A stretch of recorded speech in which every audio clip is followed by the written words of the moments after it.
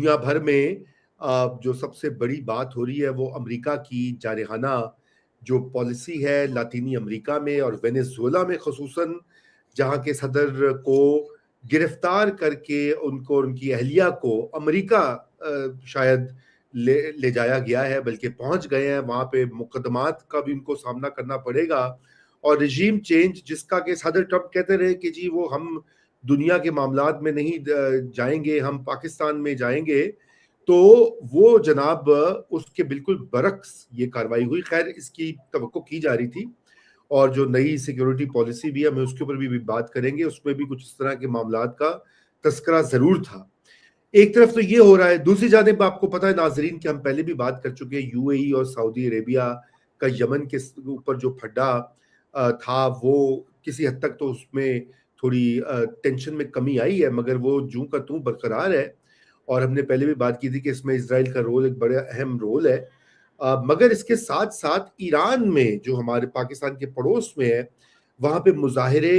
اور حکومت مخالف موبلائزیشن سٹارٹ ہو گئی ہوئی ہے، اور وہاں بھی اب رجیم چینج کی باتیں جو ہیں وہ بالکل کھل کر کی جا رہی ہیں۔ مثلاً مائک پومپیو جو ہیں سابق امریکی سیکرٹری آف دی اسٹیٹ یا جو بھی ان کا عہدہ تھا، وہ آج انہوں نے ٹویٹ کیا ہوا تھا کہ جی ہم نیا سال مبارک ہو تمام ایرانیوں کو اور موساد کے ایجنٹس کو جو ان کے ساتھ اس وقت سڑکوں پر ہیں۔ اب اس سے زیادہ کیا کھل کر بات ہو سکتی ہے؟ ٹرمپ نے بھی اس کے اوپر کہہ دیا کہ جی ہم ساتھ دیں گے مظاہرین کا، اور رجیم چینج کی باتیں۔ اب مسئلہ یہ ہے کہ وینیزویلا تو دور ہے پاکستان سے بہت زیادہ، یہ آپ ٹویٹ دیکھ بھی سکتے ہیں جس کا میں نے ابھی ذکر کیا۔ وینیزویلا تو کافی 10-15 ہزار میل دور ہے پاکستان سے، لیکن ایران تو ہمارے پڑوس میں ہے، اور اگر ایران میں رجیم چینج کی کوشش جو ہے اس بار پہلی بھی کی گئی تھی، نہیں کامیاب ہوئی، اس بار اگر کامیاب ہوتی ہے تو یقیناً یہ پاکستان کے لیے ایک بہت بڑا کرائسس بن سکتا ہے کہ ایک طرف بھارت ہے، ادھر ایک پرو اسرائیل حکومت ایران میں آ گئی، اور افغانستان سے تو معاملات پتہ ہی آپ کو ناظرین، تو تین طرف سے پاکستان کو یہ اس مشکل کا سامنا کرنا پڑ سکتا ہے۔ اور بہت سے کچھ لوگوں کا یہ بھی کہنا ہے، میرا نہیں، کچھ لوگوں کا یہ کہنا ہے کہ جی ایران پر معاملہ نہیں رکے گا، یہ آگے بھی بڑھے گا۔ ان تمام ایشوز کے اوپر بات کریں گے جلدی، ہماری کوشش ہوگی کہ آج سارے ٹاپکس کو کور کریں، اور اجاز حیدر صاحب میرے ساتھ موجود ہیں حسب سابق۔ ویلکم بیک اجاز صاحب۔ اور جب لاسٹ ہماری بات ہوئی تھی اس کے بعد سے آپ دیکھیں کیا کیا ہو گیا وینیزویلا میں جو کچھ ہوا، تو سب سے پہلے تو وینیزویلا سے سٹارٹ کرتے ہیں چونکہ اس وقت وہ بڑی خبر ہے اور اس کے امپلیکیشنز ہیں آل اکراس the world، اور امریکی پاور کی پروجیکشن، تیل بھی وہاں پر ہے، چین کو بھی کے وفد سے ملاقات ہوئی تھی، چین اور روس وینیزویلا پہ انحصار کر رہے تھے۔ اب وہ بھی بیٹھے سوچ رہے ہوں گے کہ اچھا اگر یہ کر سکتے ہیں تو میں جا کے یوکرین والے زیلنسکی کو پکڑ لوں، پوٹن یہ سوچ رہا ہوگا، اور جی ادھر چین میں سوچ رہا ہوگا میں تائیوان والے تو ذرا پھڑا سیدھا کرانا ہوں، ٹھیک ہے نا۔ تو اس کے بڑے ایک جسے کہتے ہیں نا ریپل ایفیکٹس ہو سکتے ہیں۔ تو anyway over to you Ajaz. شکریہ رضا، آپ نے دسترخوان پہ انواع و اقسام کے کھانے جو ہے وہ سجا دیے ہیں۔ دیکھیے بات یہ ہے کہ چونکہ آپ نے وینیزویلا سے معاملہ شروع کیا جی، تو یہ ایک جو آپ کو یاد ہے اب تو خیر مرحوم ہو گئے ہیں ڈاکٹر ہینری کسنجر، جی ہاں، یہ آپ کو پتہ ہے یہ ہارورڈ سے آئے تھے، ہارورڈ میں پروفیسر تھے، اور وہاں سے یہ آئے تھے نیشنل سیکیورٹی ایڈوائزر بن کے امریکہ کے مطلب اس زمانے کے سفید گھر میں۔ تو جب یہ آئے تو یہ ہارورڈ میں ایک کورس پڑھایا کرتے تھے، تھیکریڈیز جو ہے اس کی جو دا پیلوپونیزین وار۔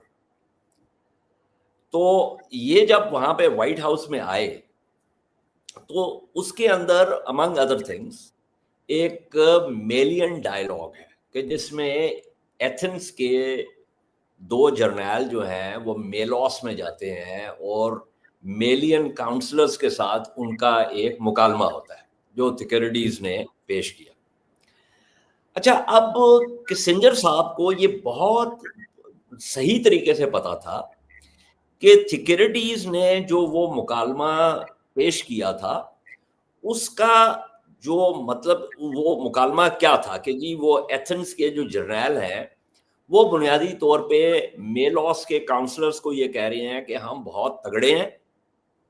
ہمارے پاس بہت قوت ہے, اور ہم اس قوت کا اظہار کرنے کے لیے یہاں پر آئے ہیں, اور اگر تم ہماری بات جو ہے وہ تسلیم نہیں کرو گے تو ہم تمہاری پھینٹی لگائیں گے. اچھا, جو سیکورٹیز کا جو پورا جو concept, if you look at it in a broader concept, تو وہ یہ نہیں تھا کہ پاور کو پروجیکٹ کس طرح کرنا ہے, وہ یہ تھا کہ پاور کی پروجیکشن کی لمٹس اور لمیٹیشنز کیا ہوتی ہیں. بالکل بالکل ٹھیک ہے, مطلب یہ جو ہے نا کہ قوت کا استعمال جو ہے وہ اس کی قوت کی جو لمٹس ہوتی ہیں نا وہ ان کو سمجھنا زیادہ ضروری ہوتا ہے. لیکن کسنجر صاحب نے جانتے بوجھتے ہوئے بھی یہ جو پہلو تھا اس کو چھپایا, اور جو پاور پروجیکشن کا پہلو تھا اس کو انہوں نے بڑھاوا دیا. اب یہ جو اس وقت وینزویلا کے ساتھ ہوا ہے, اور اس کا تعلق جو ہے وہ مدورو کے ساتھ نہیں ہے کہ مدورو جو ہے وہ ڈکٹیٹر تھا, مدورو نے کیا کیا اور فلانا کیا کیا ڈمکانا کیا کیا, اس سے قطع نظر بین الاقوامی قانون کی اس حرکت کے بعد امریکہ نے دھجیاں بکھیر دی, اور جس کو بار بار کہا جاتا ہے نا رولز بیسڈ آرڈر, جی ہاں,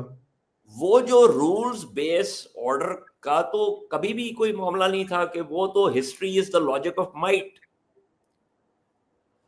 تو وہ تو کبھی بھی نہیں تھا. لیکن ٹرمپ صاحب نے جتنا ببانگے دہل جو ہے اس کی دھجیاں بکھیری ہیں, تو وہ جو شرمگاہ کے اوپر پتے پڑے ہوئے تھے نا وہ بھی اتار دیے. تو اب اس میں ہوا کیا, وہ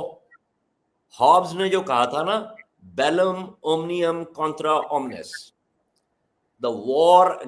آف آل اگینسٹ آل, تو اب ہم دا war of all against all کی طرف چلے گئے ہیں کہ جس کے اندر کوئی اصول نہیں ہے, کوئی قانون نہیں ہے, اور جس کے پاس بھی قوت ہے یعنی جس کے پاس لاٹھی ہے بھینس بھی اس کی ہوگی. ایسا ہی ہے. ٹھیک ہے, تو یہ جو معاملہ ہے یہ اب اس کو یہ جو یہ سگنل ہے,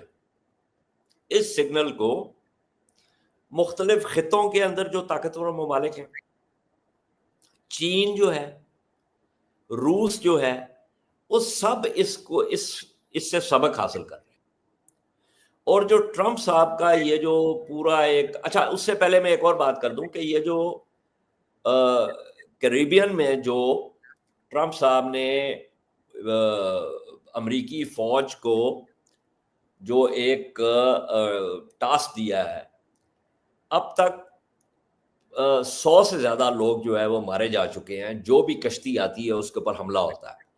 اور کسی کو یہ نہیں پتا کہ اس کشتی کے اندر کون لوگ موجود ہیں. یہ بھی بین الاقوامی قانون کی صریحاً خلاف ورزی ہے. اچھا, میں آج کوئی 5-6 گھنٹے پہلے ایک وہ انٹرویو دیکھ رہا تھا جان میشائمر کا, who's a professor